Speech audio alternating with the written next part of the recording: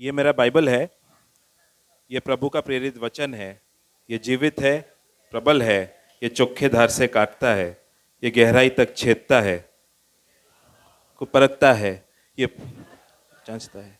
ये उपदेश के लिए, समझाने के लिए, सुधारने के लिए, शिक्षा के लिए लाभदायक है। ये मेरे वार का हथियार है। ये मेरे बचाव का रहस्य है। ये मेरे पाँव के लिए दीपक है। ये मेरे राह के लिए उजियाला है। इसे दिखाया कि मैं क्या था। ये याद कराता है कि मैं क्या हूँ। ये बताता है कि मैं क्या बनूंगा। इसके ताजगी के लिए तत्पर हूँ। मैं इसके छुटकारे के लिए बेताब हूँ। मैं इसे सुनने के लिए तैयार हूँ। हमारा खुदावंद हमेशा हमेशा हमेशा हमेशा महिमा पाए, फजल और इत्मीनान हम पाए। आमीन। आप सबका आज के इस सुबह के ग्रेस सेंट्रल के सभा में स्वागत है। अगर कोई पहली बार आया है, आपका हाथ ऊपर कर सकते हैं। पहली बार स्वागत है आपका, स्वागत है। मेरा भाई और मेरी सिस्टर इन लॉ पुणे से आए हैं, संबित और शुभश्री। शुभश्री पहली बार आ रही है, तो आपका भी स्वागत है। आइए हम लोग छोटी सी प्रार्थना करके परमेश्वर के वचन में जाते हैं। पिता, हम धन्यवाद देते हैं आपकी उपस्थिति के लिए। पवित्र आत्मा, हम आपसे सुनना चाहते हैं मेरे प्रभु। आप राजा हो, आपकी ही महिमा हो। यीशु के नाम से मांगते हैं, आमीन। आप में से कितने लोग न्यूज़ देखते हैं? न्यूज़ देखते हो? बस 4-5 ही हाथ मेरे को दिख रहे हैं। न्यूज़ देखते हो ना? तो कभी कभी डर लगता है न्यूज़ देख के कि क्या हो रहा है। हर बार डर लगता है, इसके लिए नहीं देखते है ना। हिंदी न्यूज़ तो देखते ही नहीं है। डर लगता है ना कि दुनिया में क्या हो रहा है। पहले तो एक सांप से डर लग रहा था, अभी दो दो है। मूड हुआ तो भारत पे 50% टैरिफ लगा दिया। फिर मूड हुआ तो ट्रम्प साहब ने वेनेजुएला पे अटैक कर दिया। हाँ, मूड हुआ तो बोला नहीं, मेरे को तो थोड़ा सा ग्रीनलैंड का चाहिए। बराबर। अभी ईरान के ऊपर कुछ करने वाले हैं। उधर एक दूसरे साहब, पुतिन साहब बैठे हुए हैं, जो यूक्रेन के साथ 4 साल से लड़ रहे हैं। बीच में इजराइल और ईरान के बीच में लड़ाई छिड़ गई थी, और दोनों काफी सामर्थी देश है, इजराइल और ईरान, है ना। तो कभी कभी इतना ज्यादा जब आप उथल पुथल देखते हो दुनिया में, आपको कहीं ऐसा ऐसा लगता है कि प्रभु ये सब में तू कहां पे है। लगता है कभी कभी कि कुछ ज्यादा ही उथल पुथल हो रहा है, कि कहां प्रभु, और कोई नहीं मिला, ट्रंप ही मिला। लगता है कभी कभी ऐसा कि प्रभु और कोई नहीं मिला तुझे। ये कैसा राजा। कभी कभी शायद ऐसा फील होता होगा कि प्रभु शायद तूने थोड़ी देर के लिए ब्रेक ले लिया है। मुझे तो कभी कभी मैं देखता हूं तो मैं डर जाता हूं। अभी मैं कुछ समय से सोने का प्राइस, गोल्ड का प्राइस को फॉलो कर रहा हूं। हम थोड़े टाइम पहले हमने डिसाइड किया कि चलो सोने में इन्वेस्ट करते हैं। अच्छा खासा इंक्रीज कर रहा है। तो हमने जब ये सोचा था तब गोल्ड का प्राइस था 1,20,000, ऐसा कुछ था महीने भर पहले। फिर झपकी मारी, आज मैंने देखा तो गोल्ड का प्राइस था 1,60,000 रुपए। मैंने बोला अयो। गोल्ड का प्राइस या सोने का प्राइस तब बढ़ता है जब दुनिया में बहुत ज्यादा उथल पुथल हो, और जितने भी लोग इन्वेस्ट करते हैं, जितने भी लोग अपना पैसा डालते हैं, वो बाकी सबसे पैसा निकाल के गोल्ड में डाल देते हैं। तब सोने का प्राइस इंक्रीज करता है। वो एक इंडिकेटर है कि अभी बहुत ज्यादा कुछ उथल पुथल हो रहा है या उथल पुथल होने वाला है। तो काफी बार हम लोग जब ये सारी बातों को देखते हैं, हम शायद प्रभु को देख के ये पूछ रहे हैं कि प्रभु are you still in control, कि प्रभु अभी भी नियंत्रण तेरे पास है क्या, तू अभी भी नियंत्रण में है क्या। आज का मेरा जो टॉपिक है वो है कि हमारा प्रभु सर्व प्रभु या सर्व प्रभुता रखने वाला परमेश्वर है। He is a sovereign God. हम जिस राजा के बारे में पिछले 2-3 हफ्तों से देख रहे हैं, हम जो इस राजा के बारे में 2-3 हफ्ते से सुन रहे हैं, ही इज सॉवरेन। सॉवरेन का मतलब वो सर्व प्रभुता रखने वाला परमेश्वर है, वो सर्व प्रभु है। आप अगर कल हमारा रिपब्लिक डे है, तो रिपब्लिक डे मतलब गणतंत्र दिवस। गणतंत्र दिवस में हमने ऐसा ऐलान किया था, हमारा जब संविधान बना था हमने ऐसा ऐलान किया था कि हम जो भारत के लोग हैं, हम एक सर्वप्रभु देश बना रहे हैं, या सर्वप्रभुता या संप्रभुता रखने वाला देश बना रहे हैं। संप्रभुता रखने वाला देश मतलब हम दुनिया को उस दिन ये ऐलान किए थे कि देखो आज से जो हमारे नियम हैं वो हम ही लोग बनाएंगे, गोरे लोग नहीं बनाएंगे। संप्रभुता रखने वाला देश का मतलब आज से जो सरकार है वो हम लोग चलाएंगे, गोरे लोग हमारी सरकार नहीं चलाएंगे। संप्रभुता देश का मतलब यह है कि हम ये बोल रहे कि आज से जो न्याय है वो हम लोग करेंगे, वो और कोई आके हमारे लिए न्याय नहीं करेगा। That we will legislate our rules, we will execute our rules, and we will do justice according to our rules. लेकिन पहले जमाने में ऐसा नहीं था। पहले जमाने में जो राजा था, नियम वही बनाता था, सरकार वही चलाता था, और अगर कोई नियम तोड़े तो दंड भी वही देता था। पहले जमाने में जो राजा थे, जो महाराजा थे,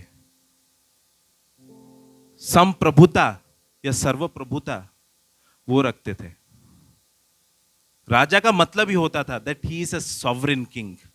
आज हम लोग बोलते हैं भारत सॉवरेन है, लेकिन ऐसे सॉवरेन तो ज्यादा लगता नहीं है।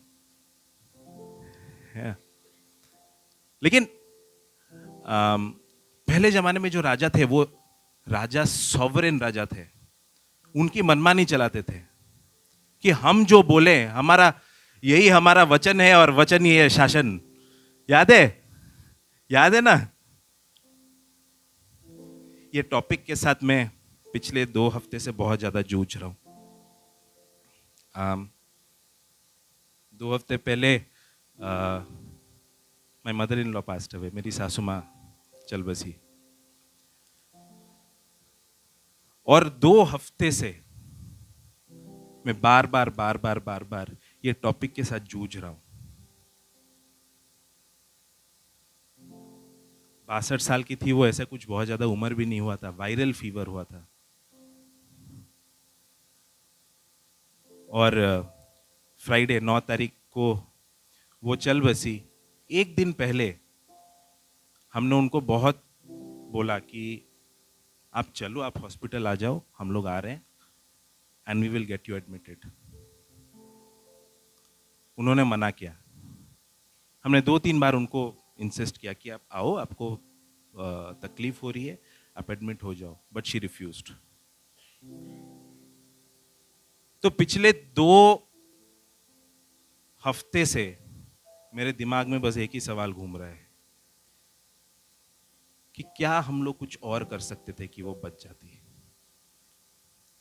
क्या हमें पहुंच जाना चाहिए था गुरुवार को कि वो बच जाती। शायद अगर एक दिन पहले हम लोग उनको हॉस्पिटल ले लेते। वायरल हुआ था, वायरल फीवर में हमने अपेक्षा नहीं की थी। We did not expect that something like this can happen. Viral fever में कौन मरता है यार, राइट? और हर बार मैं ये सवाल लेके प्रभु के पास गया, प्रभु ने हर बार मेरे को बोला कि सर्व प्रभुता रखने वाला परमेश्वर मैं हूं। I am the sovereign king. तुम्हारे दिन इस पृथ्वी में मैं निश्चित करता हूं।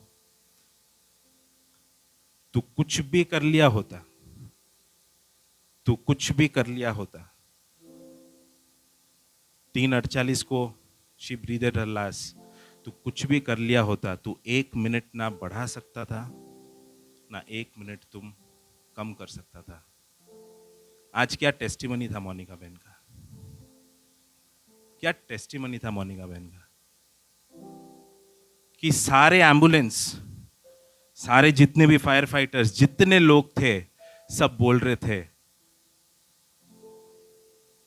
कि आज तो हो गया, लेकिन वहां पर सर्वप्रभु था, मैं हमारा परमेश्वर खड़ा था, जो बोल रहा था मैं अभी हूं। हम ना ही हमारे जीवन का 1 सेकंड बढ़ा सकते हैं, ना ही हमारे जीवन का 1 सेकंड कम कर सकते हैं, चाहे हम कुछ भी कर ले। आयुब बोलता है,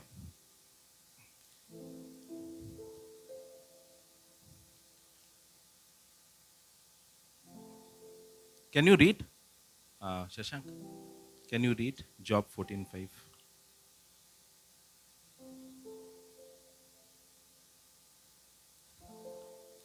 मनुष्य के दिन नियुक्त किए गए हैं और उसके महीनों की गिनती तेरे पास लिखी है, और तूने उसके लिए ऐसी सीमा बांधी है जिसे वह पार नहीं कर सकता।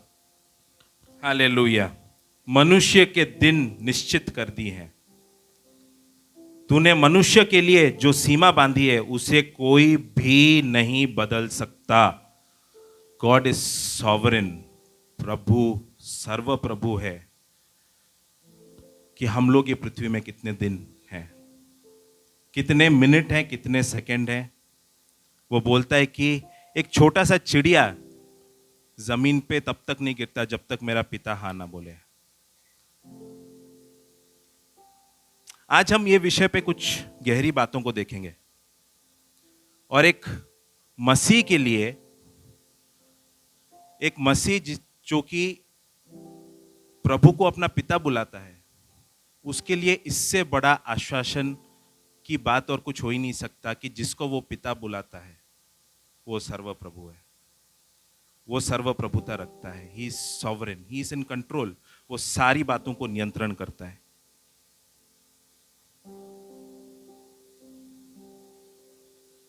वो सिर्फ हमारे जीवन पे सर्व प्रभुता नहीं रखता या सर्वप्रभुता नहीं रखता, वो सारे संसार पे, सारे नेचर पे, सारे प्रकृति पे वो सर्वप्रभुता रखता है, कि उसी ने सारी बातों को बनाया,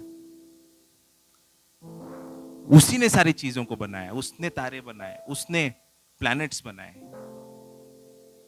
कोई भी प्लैनेट ऐसा नहीं बोल सकता कि आज मेरा मूड नहीं है, आज मैं थोड़ा सा रेस्ट लेता हूं, आज मुझे मजा नहीं आ रहा है, आज थोड़ा बोर लग रहा है, आज मैं उल्टे डायरेक्शन में घूमता हूं। कोई भी ग्रह, कोई भी तारा, कोई भी सिस्टम ऐसा नहीं बोल सकता। वो सब कुछ नियंत्रण करता है, जैसे उसने ठहराया है वैसे ही पूरा संसार चलता है। चाहे बड़े से बड़े तारे हो या छोटा सा छोटा एटम, छोटा सा छोटा परमाणु, वो सब उसके सर्व प्रभुता के आगे दंडवत होते हैं, सब उसके ही हिसाब से चलते हैं। ही सॉवरेन ओवर ऑल नेचर। भजन संगीता 135:6 बोलता है, जो कुछ यहोवा ने चाहा उसे उसने आकाश और पृथ्वी और समुद्र और सब गहरे स्थानों में किया है। जो कुछ उसने चाहा उसने उसको आकाश में भी किया, उसने उसको पृथ्वी में किया, उसने उसको समंदर में किया, उसने उसको सारे गहरे स्थानों में भी किया। जो कुछ उसने चाहा।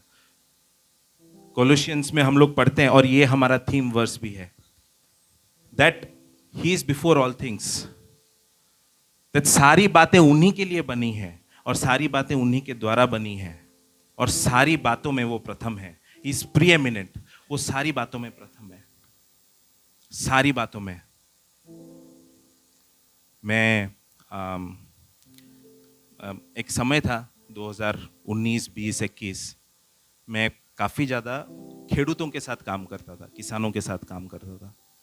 तो एक एक हफ्ता मैं जाता था, खेतों में घूमता था, किसानों के साथ बैठता था, खाता था, उनके घर में रहता था। गुजरात में, उत्तर प्रदेश में, कुछ उड़ीसा में भी मैं घूमा हूँ। तो किसानों का बहुत बड़ा कंप्लेंट क्या है पता है? कि साहब पिछले 10 साल में ना सब कुछ बदल रहा है। हम लोग पहले जैसे खेती करते थे वैसे अभी कर नहीं पा रहे। जब बारिश होने को होती है बारिश होती नहीं है, धूप होती है। जब धूप होना चाहिए तब बारिश होता है। मुझे याद है मैं साबरकाठा में काफी समय रहा था। तो साबरकाठा में मिर्ची की खेती होती है और पूरे पूरे मिर्ची की खेती पूरे पूरे गांव में खत्म, क्योंकि अचानक से वायरस आ गया। और ये सारी बातें जब हम प्रकृति में देखते हैं तो, और बाइबल में लिखा है कि ये सारी बातें होंगी। हमारा पानी खराब है, हमारा हवा खराब है। आप दिल्ली में देखो क्या हो रहा है। जायज है कि डर लगेगा, जायज है कि प्रभु को पूछे, प्रभु ये क्या हो रहा है। प्रभु बोलता है कि अभी भी मैं सिंहासन में बैठा हूं, अभी भी मैं, मेरे सर्वप्रभुता के नीचे ये सब हो रहा है। ऐसा कुछ भी नहीं हो रहा है जिस पे अभी भी मेरा नियंत्रण नहीं है। आई एम इन कंट्रोल, मैं कंट्रोल में हूं। चीजें बदलेंगी, चीजें और बुरी से बुरी होंगी, और आने वाले दिनों में शायद काफी सारे हम लोग ऐसे न्यूज देखेंगे। लेकिन प्रभु बोल रहा है I am still in control, सर्वप्रभुता मेरे पास है। सिर्फ प्रकृति पे उसका कंट्रोल नहीं है, सिर्फ प्रकृति पे उसका कंट्रोल नहीं है, देश देश पे और राज राज पे, देश देश पे और राज्य राज्य पे वो नियंत्रण करता है, राजाओं पे वो नियंत्रण करता है। और बाइबल में अगर आप देखोगे तो एक नबूकदनेस्सर और यूसुफ, और इन दोनों राजाओं के बारे में और इन दोनों व्यक्तियों के बारे में हम आज काफी बात करेंगे। दिखता है कि प्रभु ने कैसे उसे उसकी सर्वप्रभुता दिखाया था, राज्यों को बदलने में, राजाओं को बदलने में। नबूकदनेस्सर बाबिलोन का एक राजा था जिसको प्रभु ने, बहुत बड़ा राजा था, उस समय का शायद सबसे बड़ा और सबसे शक्तिशाली राजा था, और प्रभु ने उसको नम्र किया था। यूसुफ एक गुलाम था जिसको प्रभु ने उठा के राजा के बगल में बिठाया था। नबूकदनेस्सर के बारे में आपको अगर पता है तो उस समय नबूकदनेस्सर का राज्य इतना बड़ा था कि Iraq, Syria, Lebanon, Israel, Jordan, Kuwait और टर्की पे वो कंट्रोल करता था। आज ये सारे सात अलग अलग देश हैं, वो अकेला ये 7 देश पे वो राजा था। और वो एरिया पे जो कंट्रोल करता है ना, वो 3 कॉन्टिनेंट, मतलब आपका एशिया, आपका अफ्रीका और आपका यूरोप, 3 कॉन्टिनेंट में जितना भी ट्रेड होता है, ट्रेड को हिंदी में क्या बोलते हैं, जितना भी व्यापार होता है वो सबको कंट्रोल कर सकता है, क्योंकि व्यापार टर्की होके ही जाता है, वो वाले एरिया से जाता है। तो बहुत पैसे वाला राजा था वो, बहुत ज्यादा पैसे वाला, बहुत ज्यादा सामर्थी राजा। बाइबल में लिखा है कि कैसे उसने इजराइल पे ढाबा बोला और यूदा पे ढाबा बोलता है, और वो कैप्चर कर लेता है यूदा के लोगों को। और आप पढ़ना, क्रॉनिकल्स पढ़ना, वहां पर किंग्स पढ़ना, वहां पर बहुत विस्तार में लिखा है। बहुत सामर्थी राजा था, उसके सामने खड़ा होने वाला उस समय कोई था नहीं। और ये राजा एक दिन बड़े गर्व से, बड़े अहंकार से एक दिन छत के ऊपर घूम रहा है, और छत के ऊपर वो अपने पूरे साम्राज्य को देखता है और वो ऐलान करता है कि क्या ये सब मैंने नहीं बनाया है, क्या ये सब मैंने मेरे सामर्थ्य से नहीं बनाया है। Can you read that verse? I think it is Daniel 4:30। क्या ये बड़ा बाबुल नहीं है जिसे मैं ही ने अपने बल और सामर्थ्य से राजनिवास होने को और अपने प्रताप की बड़ाई के लिए बसाया है। बाबुल मतलब बैबिलोन। क्या ये बैबिलोन नहीं है जिसको मैंने बसाया है? मैंने बसाया है, मेरे प्लान्स, मैंने मेरे सामर्थ्य में बसाया है, मेरे शक्ति से बसाया है। माई पावर, मेरा सामर्थ्य। मैंने मेरे प्रताप के लिए, मेरे महिमा के लिए बसाया है। माई ग्लोरी, माई प्लान्स, माई पावर, माई ग्लोरी। हम भी काफी बार ऐसे छोटे छोटे नेबूकदनेस्सर हो जाते हैं। हम लोग भी ना अपने अपने छोटे छोटे साम्राज्य बिठा देते हैं हमारे परिवारों में, जहाँ पर हम लोग काम करते हैं वहाँ पे हमारे छोटे छोटे साम्राज्य, और हम लोग नबूकदनेस्सर समझते हैं अपने आप को। हम लोग अपने आप को सम्राट समझते हैं कि ये तो मेरा है, मेरे प्लान्स, मेरे प्लान्स, मेरे सामर्थ्य से मैंने बनाया है, मेरे महिमा के लिए बनाया है। प्रभु उसको बोलता है कि ऊपर से, जैसे ही वो ये बोलता है तो ऊपर से आवाज आती है कि नबूकदनेस्सर, आज से मैं ये राज्य तेरे से ले रहा हूं, आज से ये राज्य तेरे से लिया जा रहा है। तू पशुओं के नाई 7 साल तक तू घूमता रहेगा और उनके साथ बैठ के जो खाना वो खाते हैं वो खाएगा। यहां पर एक फोटो है कि सामर्थी राजा नेबूकदनेस्सर की हालत क्या हो जाती है। Can you read that verse 4:32? और तू मनुष्यों के बीच में से निकाला जाएगा और मैदान के पशुओं के संग रहेगा और बैलों की नाई घास चरेगा, और 7 काल तुझ पर बीतेंगे, जब तक कि तू न जान ले कि परम प्रधान मनुष्यों के राज्य में प्रभुता करता है और जिसे चाहे वह उसे दे देता है। परम प्रधान मनुष्यों के राज्य में प्रभुता करता है। परम प्रधान मनुष्यों के राज्य पे प्रभुता करता है। चाहे राजा कोई भी हो आपके चारों ओर, राजा कोई भी हो, कोई भी बैठा हो, कोई भी इलेक्शन में जीते, दोस्तों याद रखना, चाहे आप कितना भी न्यूज़ देखो जहां पर आपको लगे कि यार ये देश में क्या हो रहा है, परम प्रधान प्रभुता करता है देशों पर, और जिसको चाहे वो राजा बनाता है, जिसको चाहे वो राजा बनाता है। नबूकदनेस्सर को 7 साल लगा ये सीखने के लिए, और 7 साल के बाद जब उसकी अकल आई, वो एक स्टेटमेंट देता है जो कि शायद बाइबल में परमेश्वर के सर्वप्रभुता को लेके सबसे कॉम्प्रिहेंसिव स्टेटमेंट है। परमेश्वर के सर्वप्रभुता को लेके अगर किसी ने बोला है तो वो नबूकदनेस्सर ने बोला है। मैं पढ़ता हूं, उन दिनों के बीतने पर, 7 साल बीतने पर, मुझ नबूकदनेस्सर ने अपनी आंखें स्वर्ग की ओर उठाई और मेरी बुद्धि फिर ज्यों की त्यों हो गई। तब मैंने परम प्रधान को धन्य कहा और जो सदा जीवित है उसकी स्तुति और महिमा यह कहकर करने लगा, उसकी प्रभुता सदा की है और उसका राज्य पीढ़ी से पीढ़ी तक बना रहने वाला है। पृथ्वी के सब रहने वाले उसके सामने तुच्छ गिने जाते हैं और वो स्वर्ग की सेना और पृथ्वी के रहने वालों के बीच अपनी इच्छा के अनुसार काम करता है, और कोई उसको रोक नहीं सकता और कोई उसको ये नहीं कह सकता कि तूने क्या किया है। कोई उसको ये कह नहीं सकता कि तूने क्या किया है, वो अपनी मर्जी करता है। एक राजा जो कि अपने आप को सर्वप्रभु समझता था, एक राजा जो अपने आप को प्रधान समझता था, परमेश्वर ने उसको इस हद तक नम्र किया ताकि वो अपने मुख से कबूले कि प्रभु तू ही राजा है, तू ही संप्रधान, तू है संप्रभु, तू है, तुझे जो चाहे तू वो करता है, तू जो चाहे वो करता है। दुनिया के राजा क्या है? दुनिया के हमारे प्राइम मिनिस्टर्स, हमारे प्रेसिडेंट्स, ये कौन है? चलाता तो तू ही है, तेरे हिसाब से चलाता है।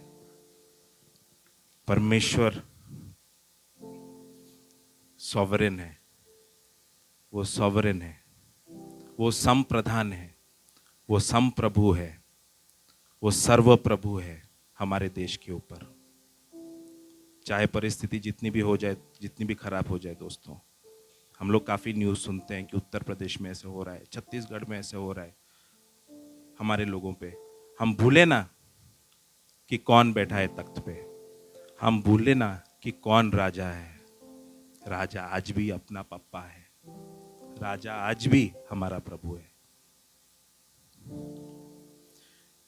वो सिर्फ इतिहास पे नहीं, वो सिर्फ इतिहास पे संप्रभुता रखने वाला परमेश्वर नहीं है, वो आपके जीवन में भी संप्रभुता रखता है। आप लोग अगर इधर बैठे हो, वो इसके लिए नहीं बैठे हो क्योंकि मैं इधर बोलने वाला, मुझे देखने तो कोई नहीं आया। अगर पता होता कि मैं बोलने वाला हूँ, जियो भैया नहीं बोल रहे, तो शायद आप लोग नहीं आते।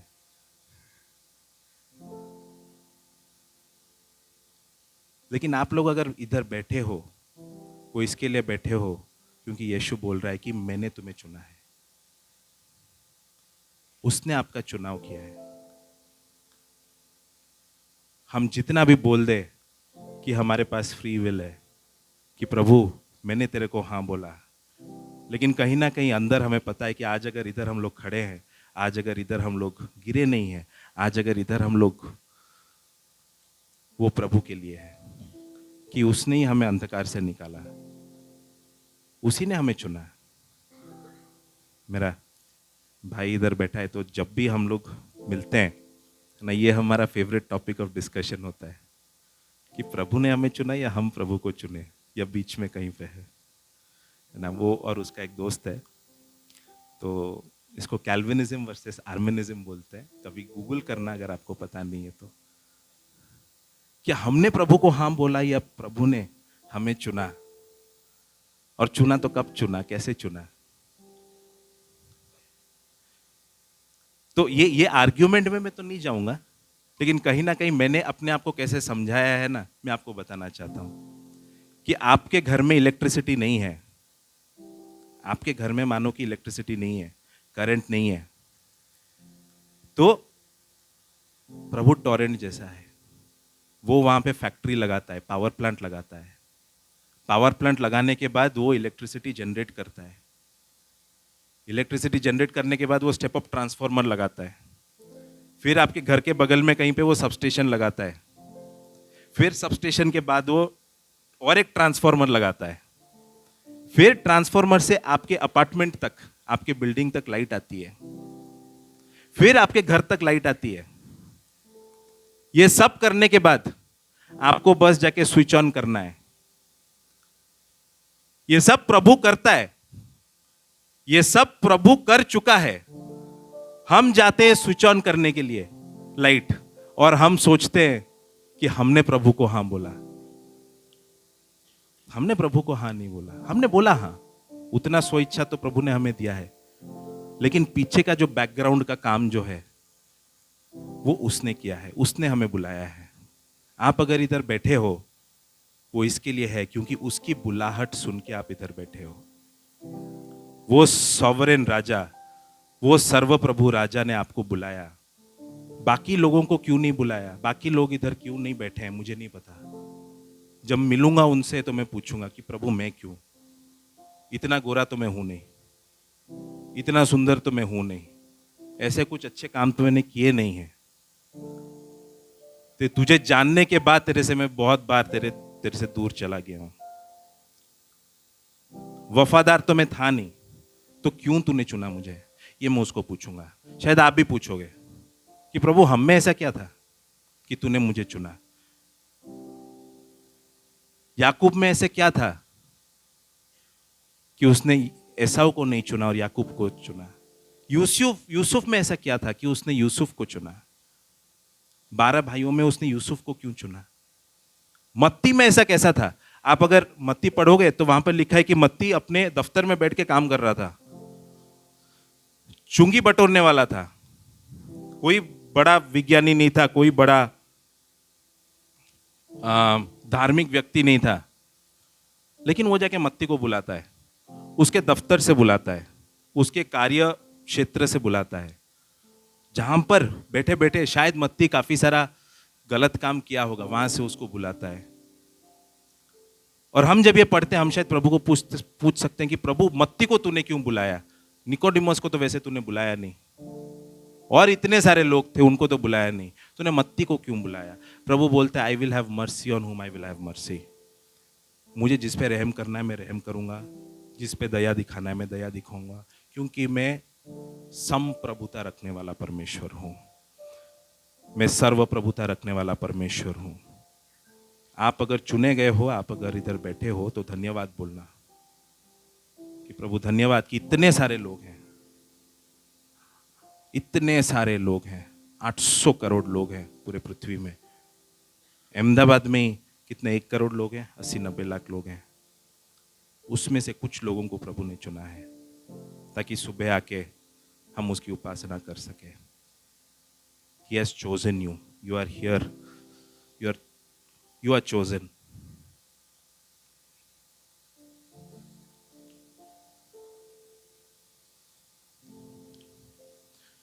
उसने सिर्फ आपको चुना नहीं है। He has not just chosen you. वो सिर्फ आपके उद्धार में संप्रभुता रखने वाला परमेश्वर नहीं है, वो आपके कहानी में भी संप्रभुता रखने वाला परमेश्वर है। He is sovereign over your story. आपकी कहानी, आपकी छोटी सी कहानी में वो संप्रभुता रखता है। आप शायद यूसुफ की कहानी इधर हर किसी ने पढ़ा होगा। एक 17 साल का बालक, कोई है इधर 17 साल का? दिखाओ ना यूथ थोड़ा। यस, उत्कर्ष, देखे हो ना उत्कर्ष को? उत्कर्ष के ही एज का था वो। उत्कर्ष जैसा ही उछल कूद करता होगा।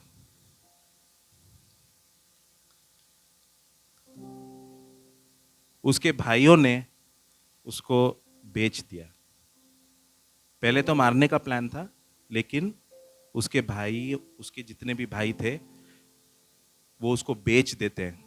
जो उस समय के जो गुलाम खरीदते थे उनको वो बेच देता है। फिर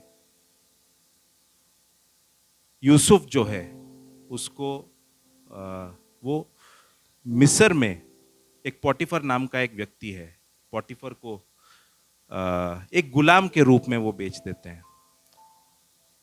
और वहां पे जब यूसुफ अच्छा काम कर रहा होता है, वहां पर जब यूसुफ पोटीफर की सेवा में बढ़ रहा होता है, उसके घराने में वो बढ़ रहा होता है, और पोटीफर, ऐसा लिखा है कि पोटीफर ने उसके पूरे घर की जिम्मेदारी उसको दे दी थी। तब कुछ गलत होता है उसके साथ, और फिर पोटीफर उसको लेके जेल में डाल देता है। और ये 30 साल तक की कहानी थी यूसुफ की। आप यूसुफ की कहानी देखो, 17 साल का बालक जिसका ह्यूमन ट्रैफिकिंग हुआ। हम 2 मिनट में वो स्टोरी पे पढ़ लेते हैं, लेकिन यूसुफ एक ह्यूमन ट्रैफिकिंग सर्वाइवर था। उसको बेच दिया था यार। शायद आप और मैं बैठ के हम लोग कल्पना नहीं कर सकते कि क्या सदमा लगा था उसको, या क्या सदमा लगा होगा उसको। ऑलमोस्ट 1.5-2 साल से एबिगेल काउंसलिंग कर रही है, उसके पहले से काउंसलिंग कर रही है। तो थोड़ा थोड़ा मुझे भी साइकोलॉजी के बारे में कुछ कुछ ज्ञान मिलता रहता है। वो मुझे स्टडी करती रहती है और बोलती रहती है, अच्छा तू ये सोच रहा है ना, अच्छा तूने ऐसा नहीं देखा वैसा देखा, तो तेरा मतलब ये है। तो साइको एनालाइज करती रहती है। लेकिन काफ़ी सारे जो एबिगेल के क्लाइंट्स हैं वो ट्रॉमा पेशेंट्स को हैंडल करती है। मतलब ऐसे पेशेंट्स को हैंडल करती है जिनको बहुत बड़ा कुछ सदमा लगा हो, बहुत गहरी कुछ चोट लगी हो। तो मुझे भी कुछ कुछ मैं सीखता जा रहा हूँ। मैं समझता हूँ यूसुफ के साथ जो हुआ, बहुत बड़ा सदमा तो उसको लगा, लेकिन साथ ही साथ उसके चरित्र को बदल दिया होगा। शायद बहुत ज्यादा यूसुफ उसके बाद शेम या लज्जा महसूस करता होगा कि शायद मैंने ही कुछ गलती ना कर दी, मुझे ही मेरा सपना उन भाइयों को नहीं बताना चाहिए था। उसकी पहचान, आप सोचो, एक दिन में उसकी पहचान बदल गई। एक दिन पहले वो अपने पिता का लाडला बेटा था। एक दिन पहले तक वो अपने पिता का लाडला बेटा था। एक दिन के बाद वो एक गुलाम था जिसको पता नहीं कि कहाँ वो बेचा जाएगा। एक दिन पहले वो एक बेटा था, वो एक दिन में कमोडिटी बन गया, वो एक वस्तु बन गया जिसकी मार्केट में बोली लगने लगी। एक दिन में। मैं सोचता हूं कि यूसुफ बहुत ज्यादा अकेला भी महसूस किया होगा उस समय। अकेला इसके लिए महसूस नहीं किया होगा सिर्फ क्योंकि वो अभी गुलाम बन गया है। अकेला इसलिए महसूस किया होगा कि यार अब मैं किस पे वो विश्वास करूं। जिनको मैं भाई बोलता था, जिनको मैं भाई बोलता था, उन्हीं लोगों ने मुझे बेच दिया। मैं अपना किसको बोलूं। आपके साथ कुछ हादसा होता है, लेकिन अगर 4 लोग खड़े हों तुम्हारे साथ तो एक हौसला बनता है। लेकिन जब आपके खुद के भाई ही आपको बेचते हैं तो किस पे विश्वास करोगे आप पूरी जिंदगी में किस पे विश्वास नहीं कर सकते हो। शायद यूसुफ को बहुत ज्यादा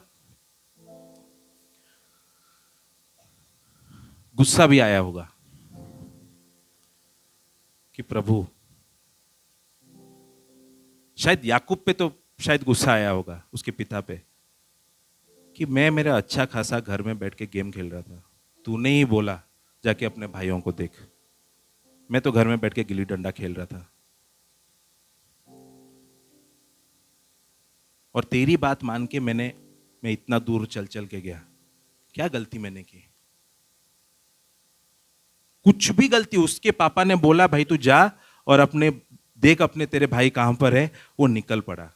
उसने चूं तक नहीं बोला और अपने पिता का आज्ञाकारी होने के बदले उसको एक गुलाम जैसे बेच देते हैं। गुस्सा होगा ना वो। He would be very angry. प्रभु पे भी गुस्सा हुआ होगा।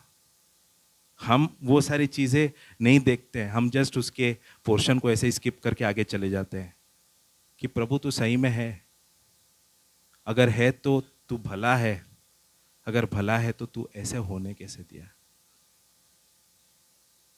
ऐसे तू होने कैसे दिया। आप लोग पूछते हो ऐसे सवाल? आप लोग पूछते हो ऐसा सवाल कि प्रभु तूने ऐसे होने कैसे दिया।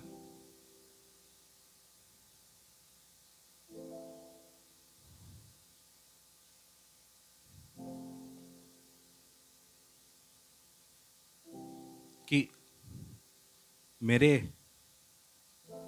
बाकी के जो दोस्त हैं वो मेरे से कम पढ़ाई करते हैं, लेकिन प्रभु उनके ज़्यादा मार्क्स आते हैं, मैं पास ही नहीं हो पा रहा हूँ, पास ही नहीं हो पा रही हूँ। पूछते हो कि प्रभु तूने मुझे ऐसा परिवार क्यों दिया। बाकियों को तो तूने अच्छे माँ बाप दिए, लेकिन मैंने क्या गलती कर दी।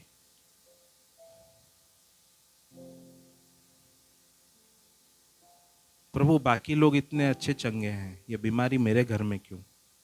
बाकी लोग इतने अच्छे चंगे हैं, ये बीमारी मेरे में क्यों। Why me.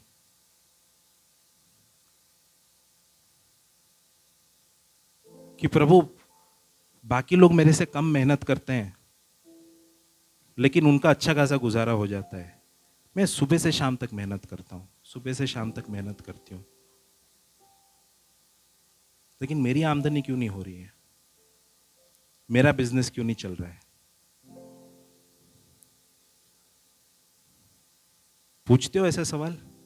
पूछा है मैंने तो बहुत बार पूछा है। पूछा है आपने ऐसा सवाल? ये ज्योति बहन पूछा है आपने कि प्रभु मेरा ही घर क्यों, बाकियों को तूने घर दिया, मैंने क्या बिगाड़ा था। पूछा है?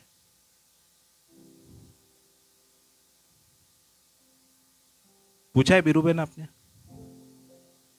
पूछा है प्रभु को कि प्रभु ऐसा क्यों। शायद हमें से कोई भी इधर बैठा नहीं होगा जिसने प्रभु को कभी ना कभी अपने जीवन में ये नहीं पूछा होगा कि प्रभु क्यों, प्रभु क्यों।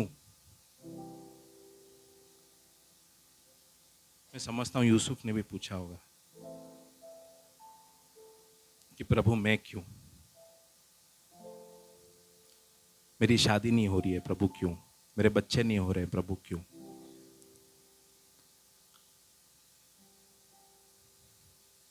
मैं चाहता हूं हम भजन संगीता 23 खोलें, और आपके पास अगर बाइबल है तो प्लीज खोलिए भजन संगीता 23:5। बहुत कॉमन भजन संगीता है, हम में से हर कोई शायद कभी ना कभी पढ़ा होगा, शायद बार बार हमने पढ़ा होगा।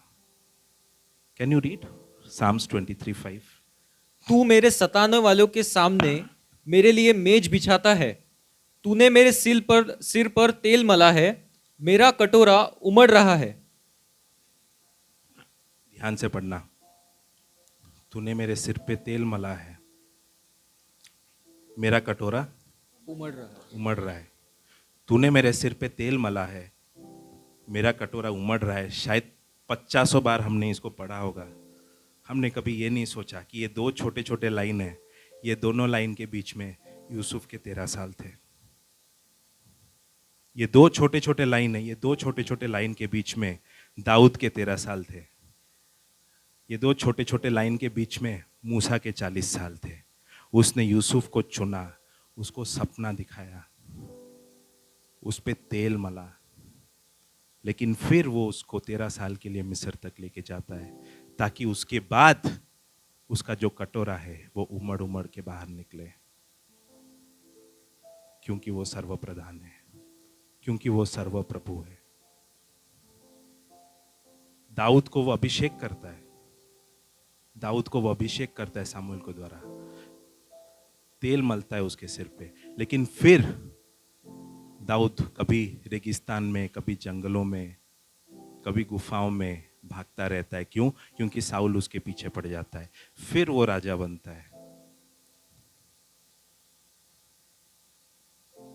तूने तेल से मुझे अभिषेक किया है और मेरा कटोरा उमड़ उमड़ के निकल रहा है। You have anointed my head with oil. मूसा 40 साल में जानता था कि इज़राइल को वो बचाएगा, लेकिन 40 साल वो उसको रेगिस्तान में लेके जाता है। 80 साल में जब शायद मैं समझता हूँ मूसा कमज़ोर हो गया होगा, जब मैं समझता हूँ कि मूसा उस समय कोई ताकत नहीं बचा होगा, वो उस समय उसको इस्तेमाल करता है। आपके क्यों का सवाल भी आप ये दोनों लाइन के बीच में आपको मिल जाएगा। आपके हर क्यों का सवाल, आपके हर क्यों का सवाल कि प्रभु तूने ये होने क्यों दिया, मैं तो तेरा हूं, मैं तो तेरी हूं, मैंने तो तेरे पे विश्वास किया है, तूने ये होने क्यों दिया। आपको इन्हीं दोनों लाइन के बीच में मिल जाएगा,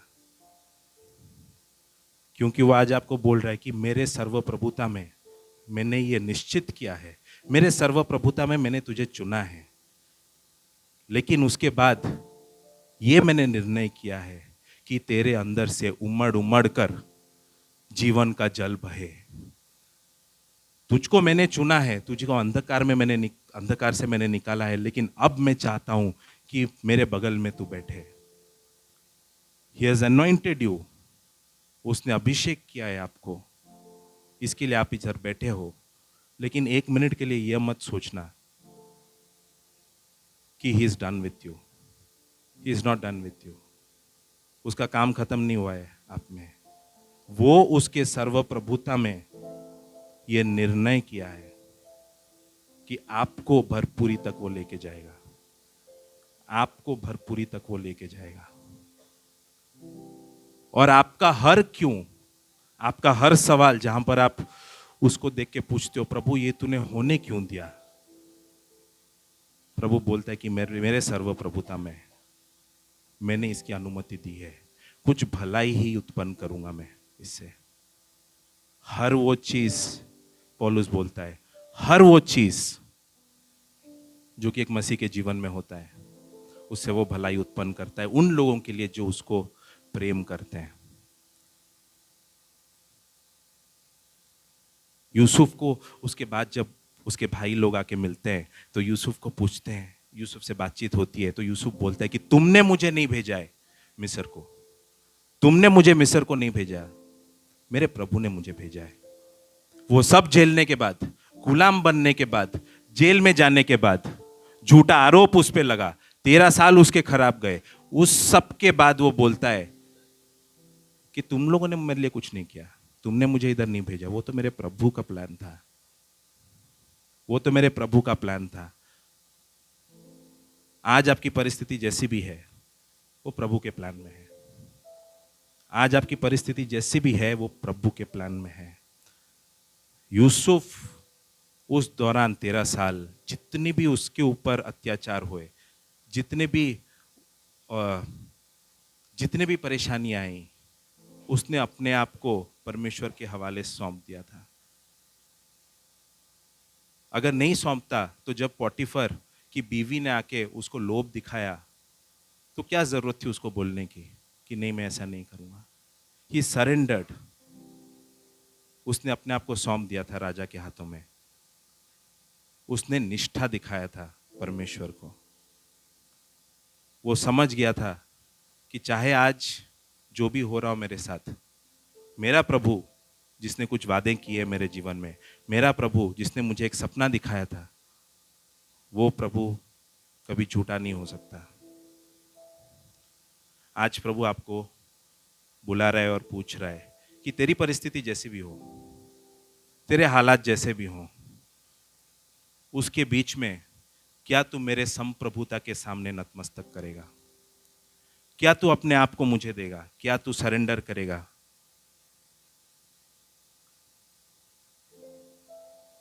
will you surrender yourself to me? क्या तू अपने आप को समर्पण करेगा? Will you show allegiance to me? क्या तू निष्ठा दिखाएगा मुझे? क्योंकि मैं चाहता हूं कि तेरे कटोरे में से जीवन का जल उमड़ उमड़ कर बाहर निकले, क्योंकि तेरी इस परिस्थिति के ऊपर सर्वप्रभुता रखने वाला परमेश्वर आज भी मैं ही हूं। मैं सिर्फ तुझे चुना नहीं हूं, मैंने सिर्फ तेरा चुनाव नहीं किया है, परिपूर्णता की ओर मैं तेरे को लेके जा रहा हूं। क्योंकि तू जहां पे सोचता है वो मेरी सोच नहीं है, उसे कहीं अधिक मैं सोचता हूं। My thoughts are not your thoughts. मेरे सोच तेरे सोच नहीं है, मेरे तरीके तेरे तरीके नहीं है। जितना स्वर्ग पृथ्वी से ऊपर है उतना मेरा सोच तेरे सोच से ऊपर है। आइए हम लोग हमारे आंखों को बंद करेंगे और उस प्रभु के पास जाएंगे जो प्रभु हमारे जीवन के ऊपर, जो प्रभु इस पृथ्वी के ऊपर, जो प्रभु प्रकृति के ऊपर, जो प्रभु देश देश के ऊपर सर्वप्रभुता रखता है। वही प्रभु आज हमें बोल रहा है कि मेरे सर्वप्रभुता में मैंने तुझे बुलाया है, तूने मुझे चुना नहीं है, मैंने तुझे चुना है।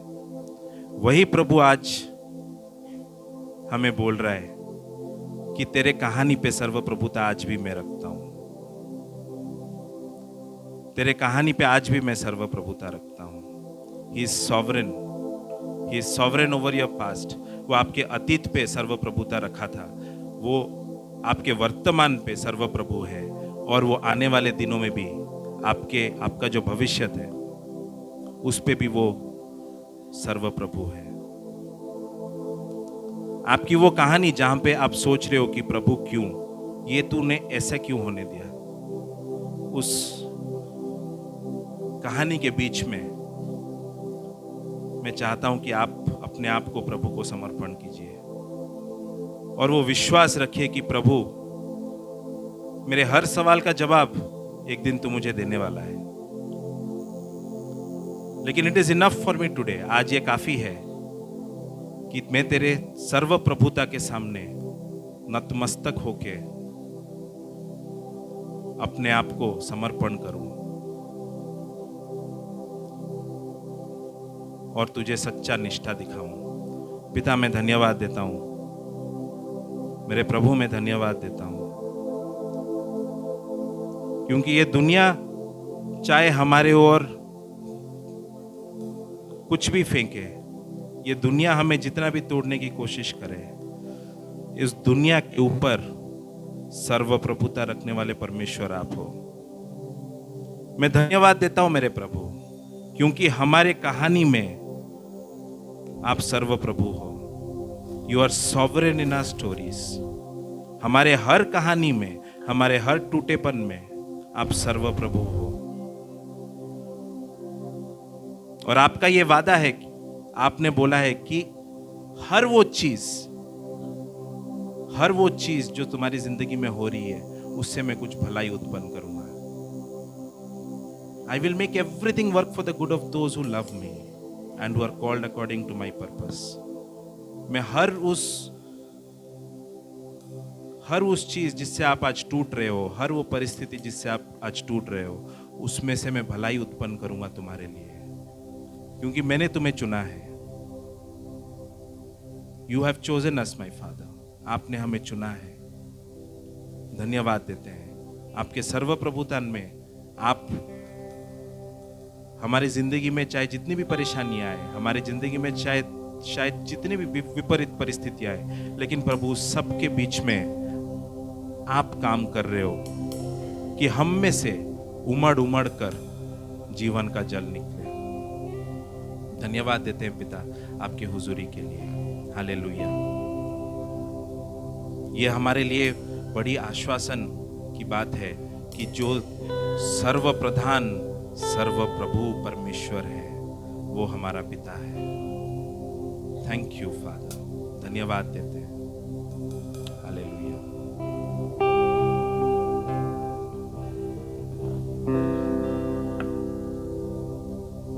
यीशु नाम की घोषणा करूं मैं, हर एक दिल और हर दिमाग पे तेरी ही हुजूरी में सुकून है, वो नाम है यीशु।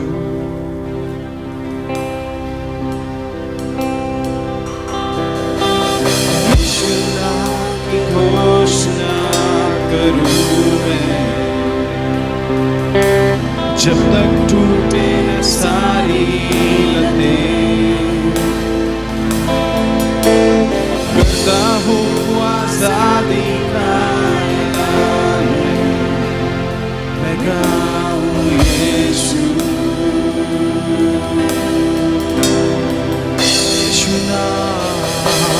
यीशु नाम की घोषणा करूं मैं, हर एक दिल और हर दिमाग में तेरी ही हुजूरी में सुकून है, वो नाम है यीशु।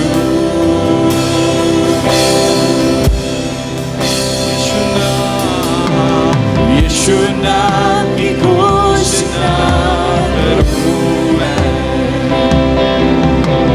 जब तक टूटे न सारी लतें,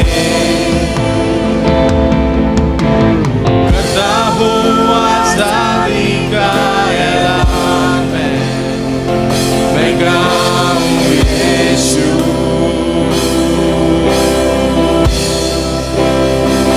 तेरा नाम सामर्थी, तेरा नाम चंगाई, तेरा नाम है जीवन।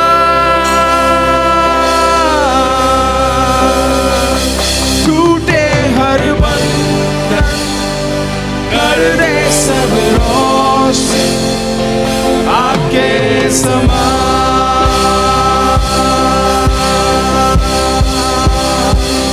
तेरा नाम सामर्थी, तेरा नाम चंगाई, तेरा नाम है जीवन। टूटे हर बंधन, कर दे सब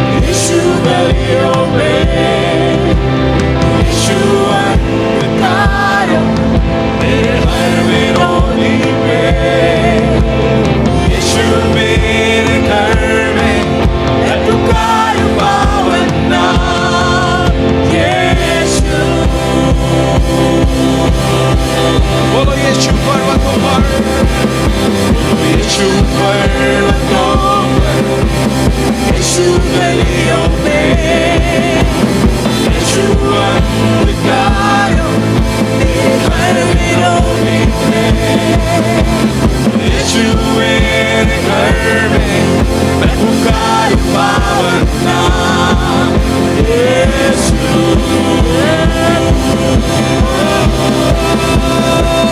तेरा नाम सामर्थी तेरा नाम चंगाई तेरा नाम है जीवन टूटे हर बंधन कर दे सब रोशन आंखें समान तेरा नाम सामर्थी तेरा नाम चंगाई तेरा नाम है जीवन टूटे हर बंधन कर दे सब रोशन आंखें समान तेरा नाम सामर्थी तेरा नाम चंगाई तेरा नाम है जीवन टूटे हर बंधन कर दे सब रोशन आंखें समान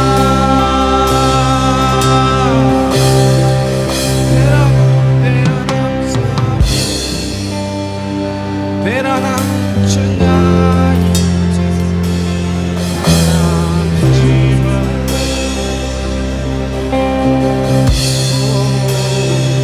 टूटे हर बंधन कर दे सब रोशन आंखें हालेलुया हालेलुया। बगल में बैठे उसको बोलो मैं जिंदा हूं। पूछे क्यों? बोला भाई मुझे दिख रहा है तू जिंदा है।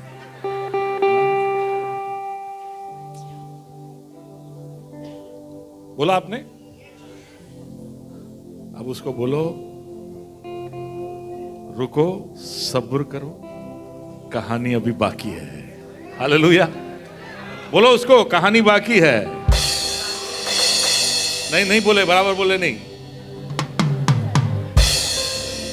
कहानी बाकी है। हालेलुया।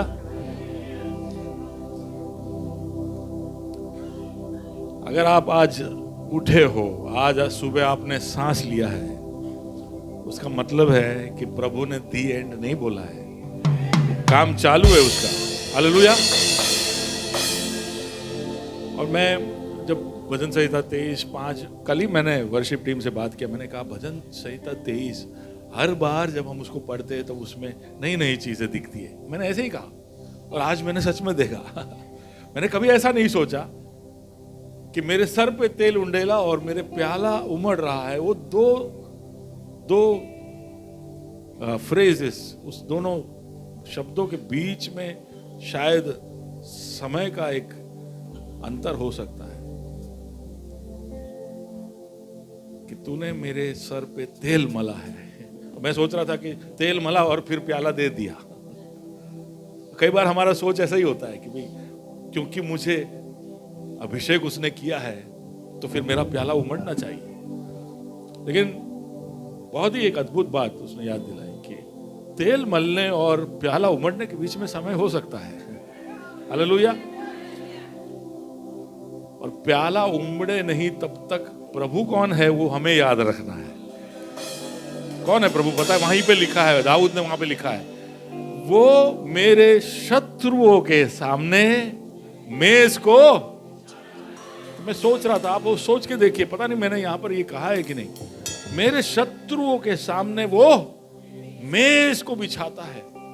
अब सोच के देखिए, सब बड़ा भीड़ लाठी और ये धारियां सब लेकर आपकी तरफ दौड़ के आ रहा है और आप आपके घर पे नौकर है उसको बोल रहे हो खाना लगा।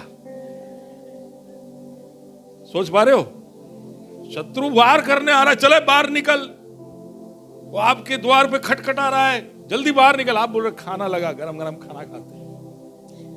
खाना जब खा रहे होते हैं ना, तो बिजनेस में भी कोई अगर आपके ऑफिस में आया है ना, तो बेचारा बाहर बैठ जाता है, बोले खाना खा लेने दो उनको, है कि नहीं? शत्रु जब आता है तो वो रुकने नहीं वाला है। वो खाए चे खाई ले दे, ऐसा नहीं बोलेगा, वो वार करेगा। शत्रु जब वार करने के लिए खड़ा है, तभी भी आराम से मेज पर उंगलियां चाट चाट के खाना कौन खा सकता है? जिसको ये पता है कि जिसने मेरे सर पे तेल मला है, वो मेरे प्याले को उमड़ने देगा। Hallelujah, hallelujah. वापस बाजू वाले को बोलो, मैं जिंदा हूं, मेरी कहानी बाकी है। हालेलुया। ओ तेरा नाम सामर्थ, तेरा नाम चंगाई, तेरा नाम है जीवन।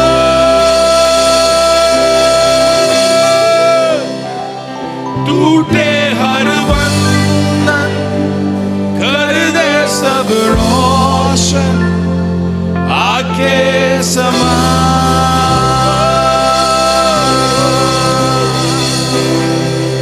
तेरा नाम सामर्थी, तेरा नाम चंगाई, तेरा नाम है जीवन। टूटे हर बंधन, सब रोशन, आके समा।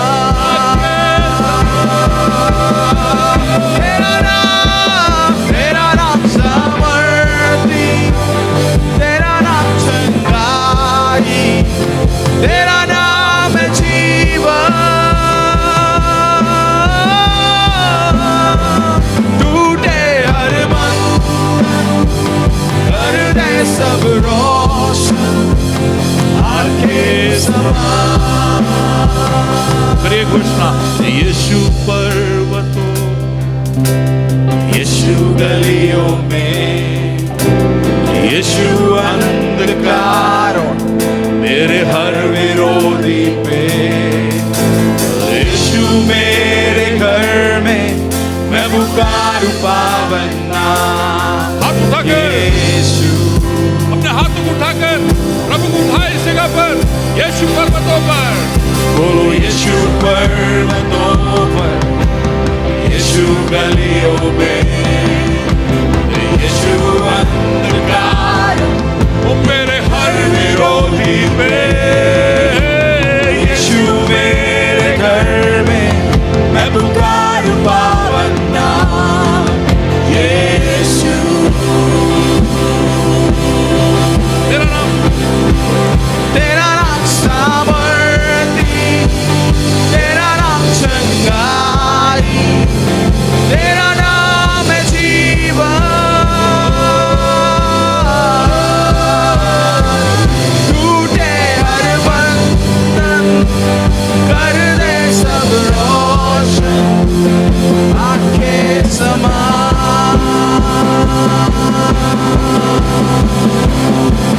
तेरा नाम सामर्थी, तेरा नाम चंगाई, तेरा नाम है जीवन। टूटे हर बंधन, कर दे सब रोशन, आके समा। हालेलुया। सर्व प्रभु है, तू सर्वोच्च है, तू अधिराज है, सबके ऊपर है, सब नामों में श्रेष्ठ है। और तेरे इस नाम की हमने घोषणा की है प्रभु जी। हमने ये घोषणा चिल्लाकर, हमारे पूरे जज्बात को उंडेल कर, शुक्रगुजारी के साथ और इस मतलब को समझते हुए हमारे परिस्थितियों पर की है, बंधनों पर की है, अंधकार पर की है, निराशा पर की है, हर लत पर की है, हर बीमारी पर की है, हर कर्जे पर की है। हमने ये नाम की घोषणा की है क्योंकि हम जानते हैं कि प्रभु जी जिसने हमारा अभिषेक किया है वो हमारे प्याले को उमड़ने तक पहुंचाएगा। वो विश्वास योग्य है, वो विश्वास योग्य है, विश्वास योग्य है खुदा। और तू सर्वशक्तिमान है, तू अधिराज है, सर्व प्रभु है, राजा तेरे सामने अपने आप को अधीन करते हैं खुदा। धन्यवाद इस समय के लिए, तेरी उपस्थिति के लिए, तेरे स्पर्श के लिए, तेरे कार्यों के लिए जो तूने हमारे जीवनों में शुरू किया और करता जा रहा है। हर व्यक्ति को तूने स्पर्श किया, समय विश्वास करता हूं कोई भी जैसा आया वैसा नहीं जा रहा। हम सब प्रभु जी बल पाकर, ताजे होकर, नए होकर, एक नए जोश के साथ, एक नई चुनौती अपने मन में लेकर तेरे स्पर्श को पाकर हम यहां से जा रहे हैं। धन्यवाद प्रभु जी, तुझे हम ऊंचा उठाते हैं यीशु मसीह के नाम से। आमीन।